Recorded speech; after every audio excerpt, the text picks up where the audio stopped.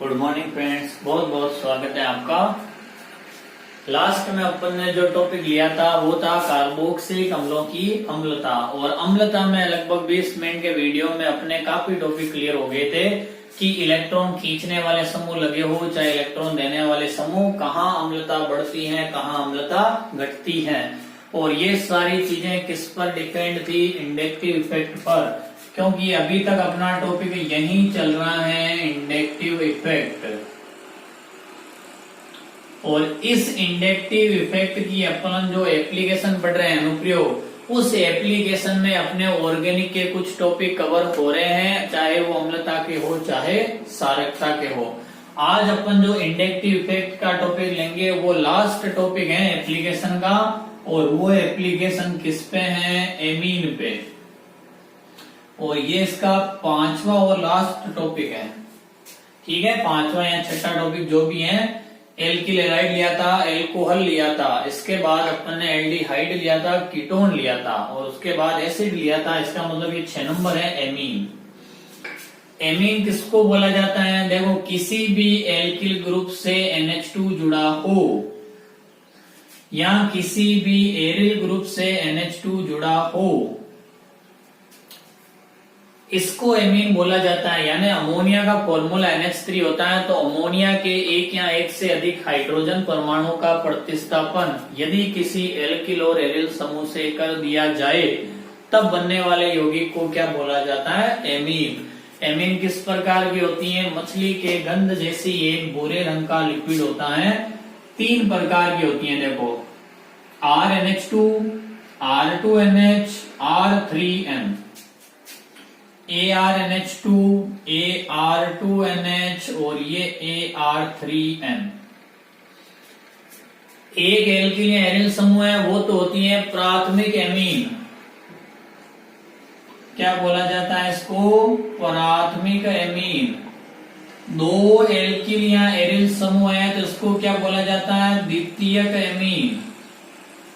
और 3 लगा दिए तो इसका नाम क्या हो जाएगा? तृतीयक एमीन। इस तरफ वाले हैं एलिफेटिक और इस तरफ वाले क्या है? एरोमेटिक। किसी भी यौगिक में एरोमेटिक वलय हो तब अपन उसको एरोमेटिक बोलते हैं। एरोमेटिक वलय के अलावा यौगिक कब एरोमेटिक होते हैं, इसके लिए हम एरोमेटिकता का टॉपिक पढ़ेंगे। उसमें कल का 4n+2 नियम आएगा, तब अपन को पता चलेगा कि बेंजीन के अलावा भी कौन कौन से यौगिक एरोमेटिक हो सकते हैं और किन किन परिस्थितियों में हो सकते हैं। कुछ रूल अपन वहां पे डिस्कस करेंगे। आज हमें एमीन की क्षारकता पढ़नी है, ना कि एमीन चैप्टर पढ़ना है।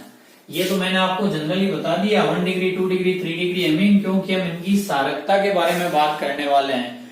तो मैं बात कर रहा हूं एमीन की क्षारकता, ठीक है। और ये क्षारकता किससे जुड़ी हुई है? इंडक्टिव इफेक्ट यानी प्रेरणिक प्रभाव से। सबसे पहले मैं यहां पे देखो अमोनिया का अणु बना रहा हूं NH3, ठीक है। इसके बाद मैं प्राथमिक एमीन ले रहा हूं CH3NH2, CH3 और ये NH2। इसके बाद मैं द्वितीयक एमीन ले लेता हूं CH3NH, फिर इधर क्या है? CH3। इसके बाद एक तृतीयक एमीन ले ली CH3N, फिर CH3, फिर CH3। नाइट्रोजन से 3 नाइट्रोजन है, एक एल्किल समूह प्राथमिक, 2 द्वितीयक और 3 वाला क्या हो गया? तृतीयक। सभी में नाइट्रोजन परमाणु एक लोन पेयर ऑफ इलेक्ट्रॉन अपने पास रखता है। तो नाइट्रोजन किसी को भी अपना लोन पेयर ऑफ इलेक्ट्रॉन दे सकता है, इसीलिए हम एमीन को क्या बोलते हैं? लुईस क्षार। इसके अलावा इस पर लोन पेयर ऑफ इलेक्ट्रॉन है तो ये किसी भी अम्ल के H+ आयन को ग्रहण कर सकता है। तो ब्राउनस्टेन लोरी अवधारणा क्या कहती है कि H+ आयन देने वाले अम्ल कहलाते हैं, और जो H+ आयन ग्रहण करते हैं उनको क्या बोला जाता है? क्षार। तो उसके अकॉर्डिंग भी एमीन क्या होती है? क्षार। तो नाइट्रोजन पर लोन पेयर है, ये लोन पेयर किसी को देकर कोऑर्डिनेशन बॉन्ड बना सकते हैं, इसलिए ये लुईस क्षार हैं। इंडक्टिव इफेक्ट क्या कहता है इन क्षार की क्षारकता पर? तो ध्यान से सुनना। इन तीनों हाइड्रोजन का किसी भी प्रकार का इफेक्ट होता है क्या सिग्मा बॉन्ड के द्वारा, तो सिग्मा बॉन्ड से इंडक्टिव इफेक्ट प्रेक्षित होता है और हाइड्रोजन है वो ना तो इलेक्ट्रॉन देते हैं ना इलेक्ट्रॉन खींचते हैं। अब आप मुझे बताओ कि इसमें कोई है क्या सिग्मा बॉन्ड से इलेक्ट्रॉन देने वाला? जी हाँ, मेथिल प्लस आई प्रभाव से इलेक्ट्रॉन देता है। 2 मेथिल इसको प्लस आई प्रभाव से इलेक्ट्रॉन देते हैं। 3 मेथिल इसको प्लस आई प्रभाव से इलेक्ट्रॉन देते हैं। तो बताओ किस नाइट्रोजन का लोन पेयर ऑफ इलेक्ट्रॉन आसानी से अवेलेबल होगा किसी लुईस अम्ल को? मेरे हिसाब से तो इसको 3-3 इलेक्ट्रॉन देने वाले समूह लगाए तो इस लोन पेयर की जो क्षमता है, जो ताकत है, वो सबसे ज्यादा होगी और इसकी सबसे कम होगी क्योंकि यहाँ पर कुछ नहीं है। इस लोन पेयर पर 3-3 प्लस आई प्रभाव वाले समूह लगे हैं तो ये लोन पेयर ऑफ इलेक्ट्रॉन आसानी से अवेलेबल हो जाएंगे किसी लुईस अम्ल को। इसका मतलब है कि सारकता का क्रम आता है ये वाला। अमोनिया की तुलना में प्राथमिक एमीन, फिर द्वितीयक, फिर तृतीयक। प्रेरणिक प्रभाव तो ये कहता है, हालांकि ये सच है नहीं। सच क्या नहीं है? क्योंकि प्रेरणिक प्रभाव के अलावा एक और होता है स्टेरिक इफेक्ट, त्रिविमीय प्रभाव। वो त्रिविमीय प्रभाव क्या कहता है कि जो H+ आयन नाइट्रोजन से लोन पेयर ऑफ इलेक्ट्रॉन लेने आता है उसके रास्ते में बहुत बाधाएं आती हैं और वो बाधाएं किस प्रकार आती हैं वो मैं अभी आपको यहाँ डिस्कस करके बताने वाला हूँ। चलो देखो, ये H+ आयन इस नाइट्रोजन से लोन पेयर लेने के लिए आता है। ये इस लोन पेयर इससे लेना आता है, ये यहाँ और ये इससे लेने आता है। ये चतुष्फल के कार्बन है, 3-3 टेट्राहेड्रल कार्बन। इन तीनों के हाइड्रोजन इस प्रकार से 109 डिग्री 28 मिनट के कोण पर बिखरे हुए हैं।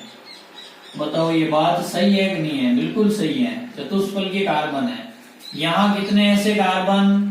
यहाँ ऐसे कार्बन 2 है चतुष्फल की, है ना, एक इस तरफ एक इस तरफ, और यहाँ ऐसा चतुष्फल की कार्बन केवल 1 है, उधर है ही नहीं।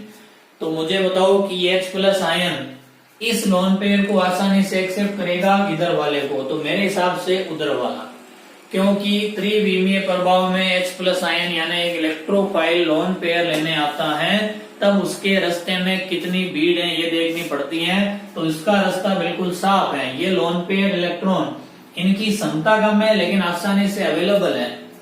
इन लोन पेयर की क्षमता ज्यादा है क्योंकि 3-3 जने इसको इलेक्ट्रॉन दे रहे हैं, लेकिन रास्ता भी तो मुश्किल है। इस प्रकार के समूह है वो उसको रिपल्सन यानी रिपेल करते हैं तो वो लोन पेयर आसानी से H+ को नहीं मिल सकता। तो त्रिविमीय प्रभाव तो ये कहता है कि भले ही लोन पेयर यहाँ स्ट्रॉन्ग है लेकिन रास्ता यहाँ अच्छा नहीं है और यहाँ सबसे अच्छा रास्ता दिखता है H+ उसके पास पहले आना चाहिए। तो ये स्टेरिक इफेक्ट की कहानी इस प्रकार, जस्ट इंडक्टिव इफेक्ट का उल्टा। तो इंडक्टिव इफेक्ट और स्टेरिक इफेक्ट ये दोनों एक दूसरे के उल्टे हो गए। तो एमीन की सारकता का क्रम है वो इनके प्रायोगिक वैल्यू के आधार पर रखते हैं कि लैब में अपन इनकी सारकता के जो मान निकालते हैं उसके आधार पर डिसाइड किया जाता है कि जब मेथिल एमीन है तो क्या क्रम रखना है और एथिल एमीन है उस स्थिति में क्या क्रम रखना है। लेकिन इंडक्टिव इफेक्ट अपन को ये चीज बताता है, इसलिए अपन इसको अनुप्रयोग में डिस्कस कर रहे हैं।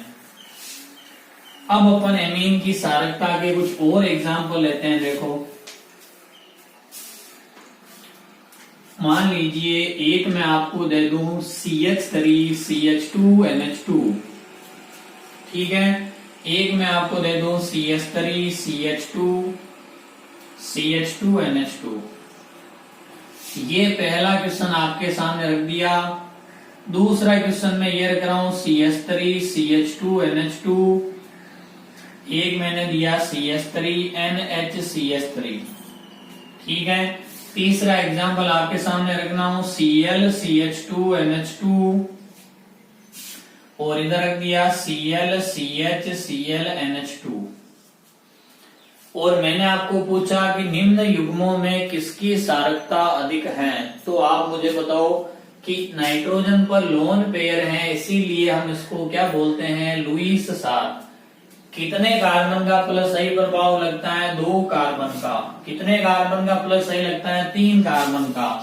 3 कार्बन का प्लस आई प्रभाव ज्यादा, तो प्लस आई प्रभाव बढ़ने पर प्लस आई प्रभाव जितना ज्यादा, सारकता उतनी ही ज्यादा, लेकिन अम्लता उतनी ही कम। और माइनस आई प्रभाव जितना ज्यादा, अम्लता उतनी ज्यादा, लेकिन सारकता उतनी कम। ये इंडक्टिव इफेक्ट इस प्रकार रिलेटेड है। तो यहां प्लस आई प्रभाव ज्यादा तो इसकी सारकता ज्यादा।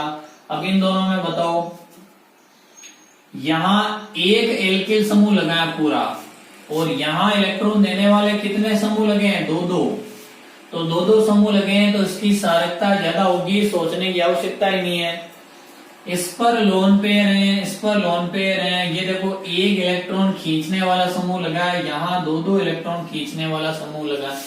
तो माइनस आई प्रभाव सारकता को घटाता है। तो माइनस आई प्रभाव है दोनों जगह, तो सारकता तो दोनों जगह क्या होगी? घटेगी। एक माइनस आई वाला कम घटाएगा, 2 वाला ज्यादा घटाएगा। तो बताओ किसकी सारकता ज्यादा होगी? इसकी होगी। एक क्लोरीन इलेक्ट्रॉन खींच रहा है तो कुछ कम खींचेगा, ये 2-2 खींचेगा, इसका मतलब है कि ज्यादा खींचेगा।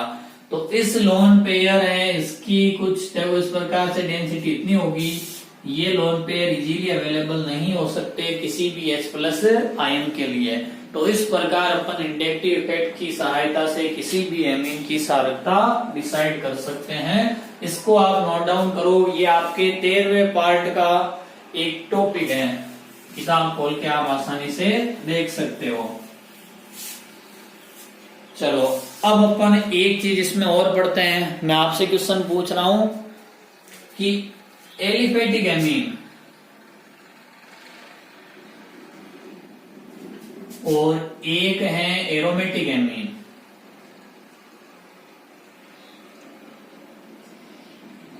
इन दोनों में किसकी सारकता ज्यादा? तो हमेशा याद रखना कि एलिफेटिक और एरोमेटिक एमीन में किसकी सारकता को ज्यादा माना जाता है? एलिफेटिक एमीन की। क्योंकि एलिफेटिक एमीन में एल्किल समूह इलेक्ट्रॉन देने वाला लगा होता है, और एरोमेटिक एमीन की बात करें तो नाइट्रोजन का जो लोन पेयर ऑफ इलेक्ट्रॉन है वो रेजोनेंस के कारण इस एरोमेटिक विलय में अनुनाद में भाग ले लेता है, और अनुनाद में भाग ले लेता है तो ये लोन पेयर एरोमेटिक विलय के चारों तरफ ऑर्थो पैरा ऑर्थो पर चक्कर लगाएगा, किसी भी H+ या इलेक्ट्रोफाइल को आसानी से अवेलेबल नहीं हो सकता। इसका मतलब है कि एरोमेटिक विलय की सारकता कम होती है। क्वेश्चन पूछ ले कि एनिलीन की सारकता कम होती है, क्यों? आंसर है कि एनिलीन में नाइट्रोजन का एकाकी इलेक्ट्रॉन युग्म अनुनाद में भाग लेता है। अब अपन देखो एनिलीन में भी कुछ एग्जाम्पल लेते हैं। एक इस प्रकार का दे दिया तुम्हें, एक मान लो कि ये दे दिया,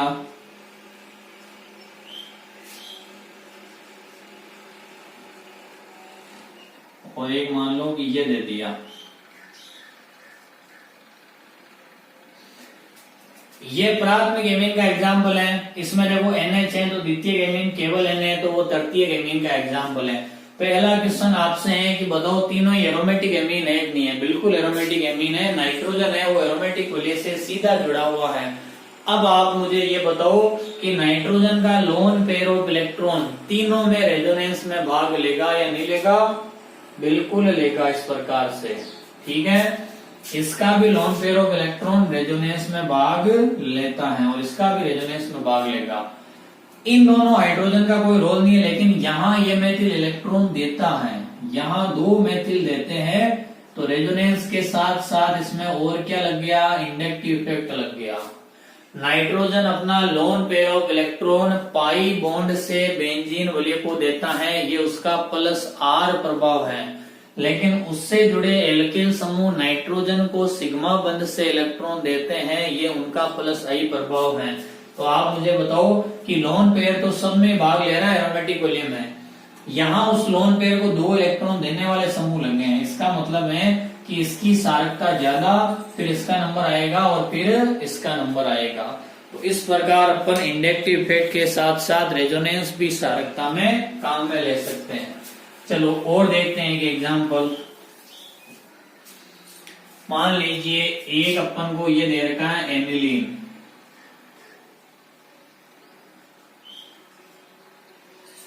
ठीक है। दूसरा एग्जांपल अपन को ये दे रखा है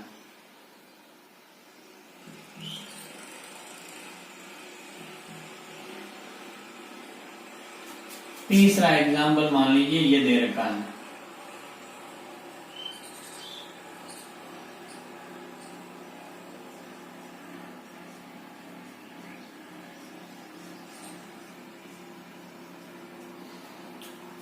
प्राथमिक, द्वितीयक और तृतीयक एमीन, वहां पर हमने एक फेनिल लिया, यहाँ 2 फेनिल लिया और यहाँ कितने फेनिल ले लिए? 3। नाइट्रोजन पर एक एक लोन पेयर ऑफ इलेक्ट्रॉन है, वो लोन पेयर ऑफ इलेक्ट्रॉन किसी भी लुईस एसिड को मिल सकता है, इसलिए इसको सार माना है। हमें सारकता का एक क्रम डिसाइड करना है, तो मैं आपसे पूछ रहा हूँ कि एनिलीन, डाइफेनिलएमीन और ट्राइफेनिलएमीन, इन तीनों में किसकी सारकता ज्यादा होगी? तो मेरी बात अब आप ध्यान से सुनना। देखो यहाँ 2 चीजें हैं। एक चीज तो यह है कि नाइट्रोजन का लोन पेयर रेजोनेंस में भाग लेता है, ये नाइट्रोजन का लोन पेयर इधर भी रेजोनेंस में भाग लेता है, इधर भी रेजोनेंस में भाग लेता है। ये लोन पेयर इधर भी भाग ले सकता है, इधर भी भाग ले सकता है और इधर भी भाग ले सकता है। तो ये लोन पेयर केवल एक एरोमेटिक वलय में घूमेगा, ये लोन पेयर 2-2 एरोमेटिक वलय में घूमेगा और ये एक अकेला लोन पेयर 3-3 एरोमेटिक वलय में घूमेगा। तो सबसे ज्यादा थकान किस लोन पेयर ऑफ इलेक्ट्रॉन को महसूस होगी? जो 3-3 वलय में चक्कर लगाएगा। और इस लोन पेयर की ताकत इतना घूमने के बाद कम हो जाएगी, तो ये किसी भी H+ या इलेक्ट्रोफाइल को अवेलेबल नहीं हो पाएगा। ये एक एरोमेटिक वलय में घूमता है तो इसकी ताकत बनी रहती है और ये किसी भी लुईस एसिड को मिल सकता है। तो इसका मतलब है कि इसकी सारकता क्या हो गई? ज्यादा। ये हमने इसमें लगा दिया रेजोनेंस, जो कि मैंने आपको अभी पढ़ाया नहीं है रेजोनेंस। यदि आपको थोड़ा बहुत रेजोनेंस आता है तब आप इसको समझ सकते हो। अब मैं यहाँ पर इंडक्टिव इफेक्ट लगा रहा हूं। आप मुझे बताओ कि इस प्रकार का जो ये समूह है, इस समूह को क्या बोला जाता है? फेनिल। और फेनिल समूह को मैं क्या लिख सकता हूं? PH। फेनिल समूह सिग्मा बंध से इलेक्ट्रॉन खींचता है, ये उसका -I प्रभाव है। ये मैंने आपको इंडक्टिव इफेक्ट में पढ़ाया है। तो बताओ यहाँ कितने फेनिल? 1। यहाँ कितने फेनिल? 2। यहाँ कितने फेनिल? 3। तो देखो इलेक्ट्रॉन खींचने वाले समूह सारकता को क्या करते हैं? घटाते हैं। मैंने आपको बताया था कि +I वाले सारकता बढ़ाते हैं, लेकिन -I वाले सारकता घटाते हैं। तो यहाँ 1 इलेक्ट्रॉन खींचने वाला लगा, यहाँ 2, यहाँ कितने लगे हैं? 3-3। इसका मतलब है कि इसकी सारकता ज्यादा, फिर इसकी कम और इसकी हो जाएगी सबसे कम।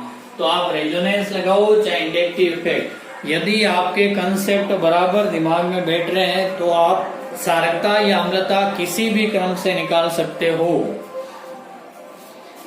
देखो जो +I वाला है वो +R वाला हो सकता है, जो -I वाला है वो -R वाला भी हो सकता है, +I वाला -R का भी होता है, ठीक है, और -I वाला +R का भी हो जाता है। इसलिए इंडक्टिव इफेक्ट और रेजोनेंस को बिल्कुल अलग तरीके से पढ़ते हैं, एक तरीके से नहीं पढ़ सकते, दोनों को समझने की चीजें अलग हैं। क्लोरीन की बात करूं तो देखो क्लोरीन किसी भी रासायनिक अभिक्रिया में, किसी भी यौगिक में सिग्मा बंध से इलेक्ट्रॉन खींचता है, ये इसका -I प्रभाव है। यही क्लोरीन कहीं जगह देखो क्या कर देता है,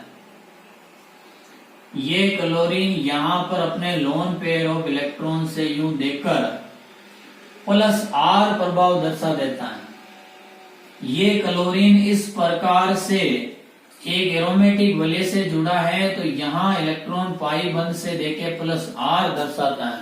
सिग्मा बंध से खींचने का काम जारी है। इसका मतलब है कि जो सिग्मा बंध से इलेक्ट्रॉन खींचते हैं वो पाई बंध से इलेक्ट्रॉन दे सकते हैं। जो सिग्मा बंध से इलेक्ट्रॉन देते हैं वो पाई बंध से इलेक्ट्रॉन खींच सकते हैं।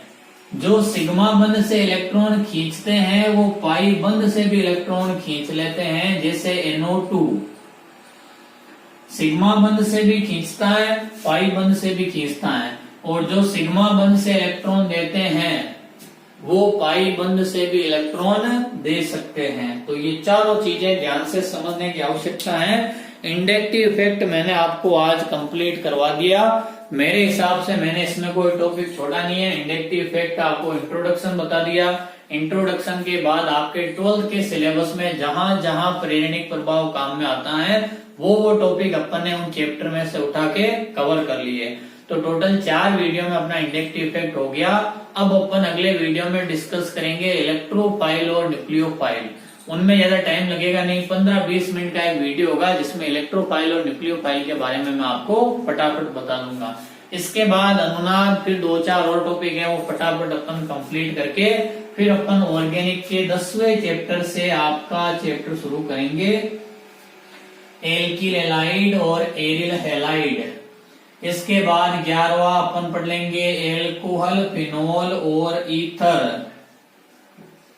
उसके बाद हम 13वां पढ़ लेंगे एल्डिहाइड, कीटोन और अम्ल। फिर अपन पढ़ेंगे एमीन, जैव अणु। इसका मतलब है कि एक बार अपना बेस क्लियर हो गया उसके बाद ऑर्गेनिक पढ़ने का मजा कुछ और होगा। आप शुरू से ये चाह रहे हो कि ऑर्गेनिक सर 10वें पार्ट से पढ़ाओ, 10वें पार्ट से पढ़ाओ। मैं ये कह रहा हूँ कि 10वें पार्ट से मैं आज से पढ़ा दूंगा तो तुम क्या कर लोगे? कुछ नहीं कर पाओगे 10वें पार्ट से। ऐसा जरूर थोड़ी कि मैं 10वें पार्ट से पढ़ा रहा हूँ, आप कॉपी में लिख रहे हो और आपको सब कुछ आ रहा है। मैं ये कह रहा हूँ कि आप 11th क्लास में यदि कोई टॉपिक भूल चुके हो, अभी देखो स्कूलों की छुट्टियां 1 महीने हो गई, आपकी पढ़ाई में वो रेगुलरिटी नहीं है, आपका कोई टॉपिक कमजोर रह गया हो, ऑर्गेनिक कमजोर रह गई है, तो 12th बोर्ड का मामला है, लोकल क्लास नहीं है, 12th बोर्ड का मामला है। और बोर्ड का मामला है तो आप मान के चलो कि आपके 100 में से 100 नंबर लाने हैं। तो देखो 56 नंबर का पेपर आता है, उसमें आपके 14 नंबर के ऑर्गेनिक हैं। इन 56 में से 42 नंबर तो हर कोई लाता है, लेकिन जो 14 नंबर लाता है वही विजेता कहलाता है। और इन 14 नंबर को लाने के लिए उन 42 नंबर के बराबर की पढ़ाई करनी पड़ती है। ये 42 और ये 14, 56, 14, 17, 30 प्रैक्टिकल के ये नंबर तो आपको मिल जाते हैं। इन 56 के लिए कह रहा हूं, इन 42 को लाने के लिए जितनी पढ़ाई करते हैं उतनी पढ़ाई इन 14 नंबर के लिए करनी पड़ती है। इसीलिए 90+ नंबर ज्यादा लड़कों के नहीं आ पाते। तो ऑर्गेनिक में 14 नंबर ऐसा नहीं है मैंने पार्ट पढ़ाए आपने रिएक्शन रटी और आगे। सबसे पहले अपन को ऑर्गेनिक के पूरे कंसेप्ट पढ़ने पड़ेंगे। इंडक्टिव इफेक्ट हुआ, वैसे इलेक्ट्रोफाइल, न्यूक्लियोफाइल पढ़ना पड़ेगा, रेजोनेंस पढ़ना पड़ेगा, अति संयुग्मन पढ़ना पड़ेगा, इलेक्ट्रोमेरिक इफेक्ट पढ़ना पड़ेगा, होमो हेटेरोलाइटिक क्लीवेज पढ़ना पड़ेगा, रिएक्शन इंटरमीडिएट पढ़ने पड़ेंगे, कार्बोकेटायन कार्बेनियन पढ़ने पड़ेंगे, कार्बिन और नाइट्रेन पढ़नी पड़ेगी। इसके अलावा नाभिक स्नेही, योगात्मक नाभिक स्नेही प्रतिस्थापन, इलेक्ट्रॉन स्नेही, योगात्मक इलेक्ट्रॉन स्नेही प्रतिस्थापन, हर प्रकार की केमिकल रिएक्शन पढ़नी पड़ेगी, तब जाके कुछ ऑर्गेनिक में समझ में आएगा। चलो आज अपन बहुत बात कर चुके हैं, अब अपन अगला टॉपिक है वो लेंगे इलेक्ट्रोफाइल और न्यूक्लियोफाइल। वीडियो को आप देखते रहो, लाइक करते रहो, सब्सक्राइब करो और घर पे हमेशा दुआ है मेरी कि आप आराम से बैठे रहो, कोरोना से बचो। धन्यवाद।